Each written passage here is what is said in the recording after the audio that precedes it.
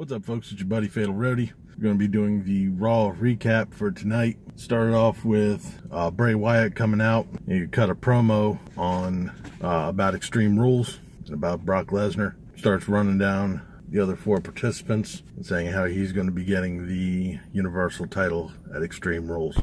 Not Extreme Rules, Great Balls of Fire. Roman Reigns comes out and is booed severely by the crowd. He says, if you're going to run your mouth, you come say it to my face. Kurt Angle comes out. Kurt Angle's been really embracing the "you suck" chants from the crowd. He ends up making a match between Roman Reigns and Bray Wyatt, which starts next. It was an okay match. Not a whole lot of fanfare in the match. It was a DQ. Roman Reigns won. Samoa Joe came out and put Roman Reigns in the coquina clutch. And then shortly after, when Bray Wyatt got around, Samoa Joe put Bray Wyatt in the coquina clutch as well. Seth Rollins comes out, beats up Joe, and Reigns gives Wyatt a Superman punch. Backstage, Kurt Angle meets up with Seth Rollins and Roman Reigns and says that the two of them have a match between Samoa Joe and Bray Wyatt later on tonight. After Roman Reigns and Rollins leaves, Elias Samson comes walking into the screen, strumming his guitar, and Kurt Angle says, you know what, it's about time you had a match. So he put him in a match against Dean Ambrose. Then we have cruiserweight matches. Tozawa versus Daivari. It's amazing. We actually have more than just the four people we've been seeing every goddamn week. It was an okay match. It was short.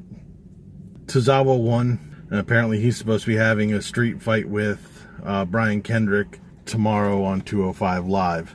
We then have the Elias Samson versus Dean Ambrose match. The announcer intros Samson. He starts strumming his guitar and is immediately booed by the crowd. The Miz is on the announce table, which we probably could have muted the whole commentary for this match because it's straight. Hearing the Miz talk is like hearing nails on a chalkboard. It's just irritating. The Miz comes walking out to the ring, shocker, and hits Elias Samson and disqualifying Dean Ambrose. Backstage, we come up to Big Cass walking through the hallways, looking for Enzo. Enzo's laid out on the floor. Somebody jumped him. Kurt Angle says that he'll find out he'll get to the bottom and find out who attacked him. Big Cass says better hopes that Kurt Angle finds him before he does. So then we have a match between Finn Balor and Anderson from the club. These two were former stablemates back in New Japan. Finn Balor comes out and starts talking on the microphone, and Paul Heyman comes out and cuts a promo about the Fatal 5-Way and how it involves Brock Lesnar. He calls everybody a victim and then starts to talk up Finn Balor. He then shakes Finn Balor's hand, saying that he would be very interested in seeing Brock Lesnar versus Finn Balor. You all may want to write this down. I actually agree with Paul Heyman about something. Finn Balor then takes to the microphone again and says that he will win the Fatal 5-Way match, and he will be the next Universal Champion. So then we go to the match between Balor and Anderson. It was a good match. I would say it was probably one of my favorites of the night. I was almost expecting Gallows to do a little bit more interfering than he already did. I mean, he attempted to, but Finn Balor stopped him at a few of the points. Finn Balor won that match. Like I said, it was a good match. I actually liked it. So then we come to, yet again, Sasha Banks versus Alicia Fox. Same shit, different week. Same shit, different week. This time, Alicia Fox was accompanied by Noam Dar. Noam Dar caused a little bit of interference by distracting Sasha Banks towards the beginning of the match, which allowed Alicia Fox to get a boot in while she was standing on the side of the ring. Sasha Banks won the match. It was a short match. It was all right. It was like I said, it was short. At the end of the match, Sasha Banks slapped the piss out of Noam Dar, and then Alicia Fox came in and started beating up Sasha Banks. We then come to a video package of Goldust.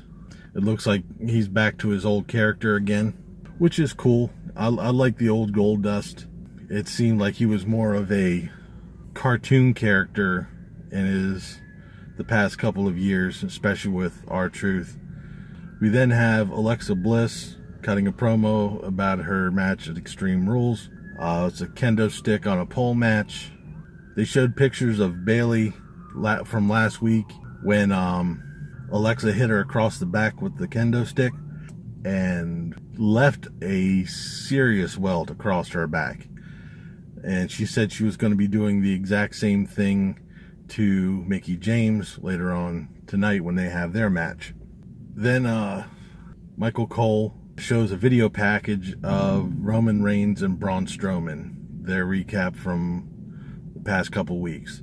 Jesus fucking Christ, can we just... I am sick of this. One, I'm sick of this match. Two, I am sick of these two, period. Can we go at least 1 week without mentioning the Roman Reigns and Braun Strowman match? But it's just the match is done. It's like, what, 2 weeks? A month or so? I can't remember how long ago it was, but it's done. It's in the past. Move on. Yes, we know Braun Strowman got a messed up elbow because of all of it.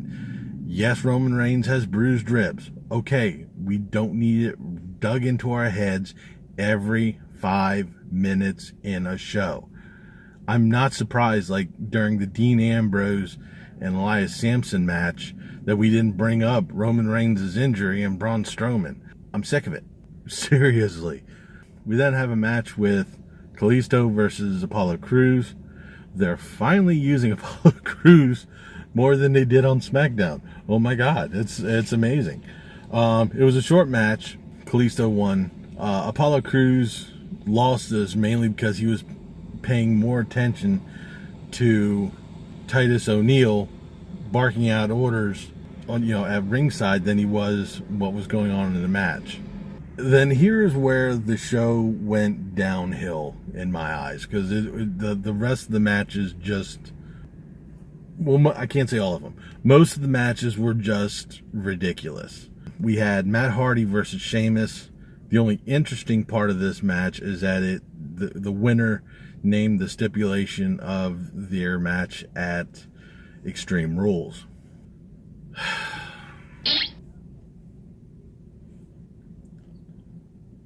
Another match that I'm sick of. I'm sick of seeing these four people in the same ring, or two of them, any combination of the two of them. Matt Hardy won, and the stipulation for their match at Extreme Rules is it's going to be a steel cage match. Then we have another cruiserweight match, Austin Aries versus Tony Nese. Different people, but Neville is sitting on ringside. Can we guess what's getting ready to happen here? Austin Aries won. It was mentioned that their match at Extreme Rules is going to be a submission match. So as Austin Aries is walking up the ramp, Neville starts beating on Tony Nese, who he was backing in this match. He beats him up and puts him in the rings of Saturn. Why? What is that accomplishing?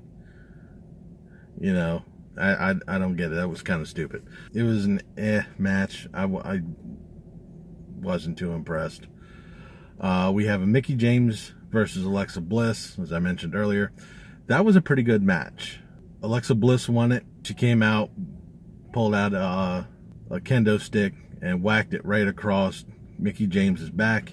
Then Bayley comes running out, pulls Alexa Bliss by her legs, trips her up. She jumps in, gets the kendo stick, and Alexa Bliss hightails it out of the ring. The one thing I'm not crazy about, and it's not on this match, but just out of Alexa Bliss, she's a good wrestler. She's a great heel. She has great microphone skills. She knows how to cut a promo. The only thing I am not impressed with her is her finishing move, which is a DDT. I can't remember a DDT being a finisher since Jake the Snake Roberts. And even then it wasn't all that impressive. It's not like a, ooh, wow, cool move. It's just like you grab someone's head and you just fall backwards and nail them into the mat. It's okay. I would like to see her get a new finishing move, because like I said, the DDT is just not. I'm not impressed by it. And on top of the fact she's only 5 foot, so you're not falling that far to the ring. Then we have the main event: Roman Reigns, Seth Rollins versus Samoa Joe and Bray Wyatt. This is another match that I was not impressed with. Samoa Joe and Bray Wyatt won. We'll probably see a couple of combinations of these 5 people in the couple of weeks coming to Extreme Rules. There was a point where all 4 people were in the ring at the same time, and Roman Reigns went to super punch Bray Wyatt and ended up super punching Seth Rollins, which brought a big fight between the two of them, which is what caused the Samoa Joe and Bray Wyatt to win the match. At the end of the night, there's Kurt Angle watching it on the monitor. And Finn Balor comes out and he says that he doesn't want to be left out from next week. Kurt Angle says, "Don't worry, you're not, because next week it's going to be you versus Samoa Joe versus Bray Wyatt in a triple threat match." And the fun doesn't stop there, because we're going to see Roman Reigns versus Seth Rollins. Like I said, we're going to see a couple different combinations of these 5 people between now and Extreme Rules. Well, that's been tonight's Raw. I would say it was average. I mean, there was a bunch of good matches. Like I said, my favorite of the night was Balor versus Anderson. My least favorite was pretty much the last hour, with the exception of the women's match, because that was a decent match. The Sheamus and Matt Hardy, the cruiserweight match, and the main event, just really, they need to mix up their roster. They need to. I mean, I keep saying it. Same shit, different week. Same shit, different week. You know, I think I mentioned it last week when Cesaro went up against Jeff Hardy.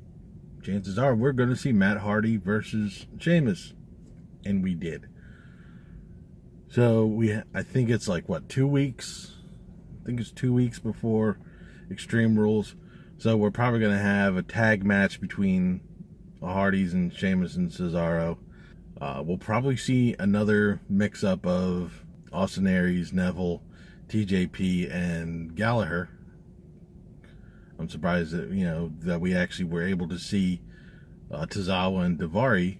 I guess every once in a while they have to show us they have more than just 4 cruiserweights. But like I said, it was average. I will see you all tomorrow for the SmackDown live recap. Thank you all for watching. Leave a comment down below. Hit that thumbs up button if you like this. I put a link to my Facebook page down in the notes. If you haven't already, subscribe. I've been Fatal Roadie. You've been awesome. Thank you for watching. And remember, if it's too loud, you're too old. See ya.